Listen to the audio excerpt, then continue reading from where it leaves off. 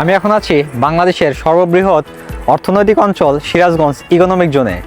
1041.43 একরের উপর নির্মিত এই সিরাজগঞ্জ ইকোনমিক জোনের অবস্থান সিরাজগঞ্জ সদর উপজেলার সায়দাবাদ নামক ইউনিয়নে।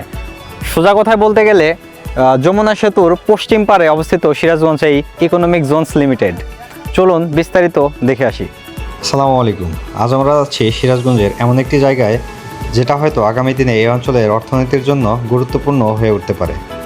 শিল্প কর্মসংস্থান আর নতুন সম্ভাবনার এই জায়গাটি হলো সিরাজগঞ্জ ইকোনমিক জোন। অবশেষে আমরা চলে এসেছি সিরাজগঞ্জ ইকোনমিক জোনের এলাকায়। দূর থেকে বোঝা যাচ্ছে জায়গাটা সাধারণ কোনো এলাকা নয়। এখানে রয়েছে বড় পরিসরে শিল্পাঞ্চল গড়ে তোলার পরিকল্পনা। প্রথমবার জায়গাটা সামনে থেকে দেখলে সবচেয়ে বেশি যেটা চোখে পড়ে সেটা হলো এর বিশাল পরিসর। একটা ইকোনমিক জোন মূলত এমন একটি পরিকল্পিত শিল্প এলাকা যেখানে বিভিন্ন ধরনের শিল্প ও ব্যবসা প্রতিষ্ঠান গড়ে উঠতে পারে। এর ফলে এখানে নতুন কর্মসংস্থানের সুযোগ তৈরি হতে পারে এবং স্থানীয় অর্থনীতিতেও ইতিবাচক প্রভাব পড়তে পারে।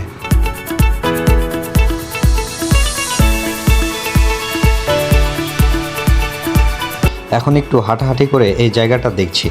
এখানে ভবিষ্যতে কী ধরনের শিল্প প্রতিষ্ঠান গড়ে উঠবে, কত মানুষের কর্মসংস্থান হবে, এসব বিষয়ে আসলে এই প্রকল্পকে গুরুত্বপূর্ণ করে তুলেছে।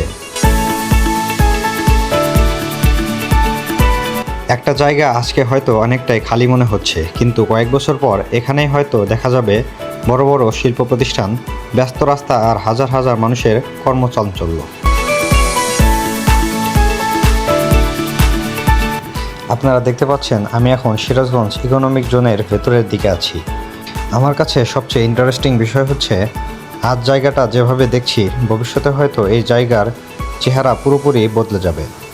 তাই এখানকার অবস্থাটা নিজের চোখে দেখে রাখাটাও একটা অন্যরকম অভিজ্ঞতা।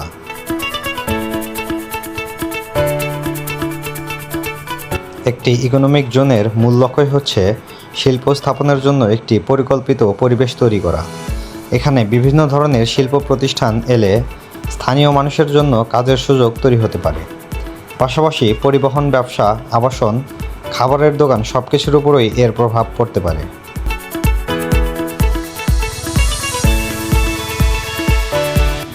সিরাজগঞ্জ ইকোনমিক জোনকে 100% গ্রিন ইকোনমিক জোন হিসেবে গড়ে তোলার পরিকল্পনা করা হয়েছে। এখানে প্লাটিনাম গ্রিনস কনসেপ্ট অনুসরণ করার কথা বলা হয়েছে, অর্থাৎ শিল্পায়নের পাশাপাশি পরিবেশ, সবুজ এলাকা, পানি ব্যবস্থাপনা ও মানুষের জীবনযাত্রার বিষয়গুলোকে গুরুত্ব দেওয়া হয়েছে।